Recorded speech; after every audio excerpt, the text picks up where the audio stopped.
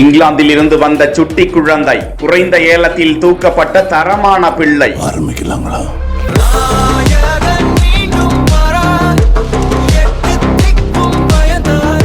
விட்டு கொடுத்த பஞ்சாப் சிஎஸ்கேவிற்கு கிடைத்த சொக்க தங்கம் சாம் கரன்.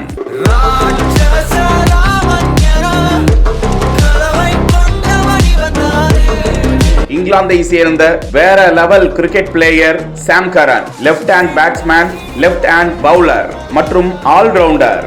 இவர்தான் சிஎஸ்கேவிற்கு மீண்டும் வருகிறார். இவரை 2,40,00,000 ரூபாய்க்கு சென்னை சூப்பர் கிங்ஸ் ஏலம் எடுத்திருக்கிறது. முன்னதாக ரைட் டு மேட்ச் என்ற ஆப்ஷனை பயன்படுத்த பஞ்சாப் கிங்ஸிற்கு வாய்ப்பு வழங்கப்பட்ட நிலையில் அவர்கள் நீண்ட ஆலோசனைக்கு பிறகு சாம் கரனை வாங்கவில்லை. அதே நேரம் சாம் கரனை வாங்க லக்னோ சூப்பர் ஜெயின்ஸ் முன் வந்தது.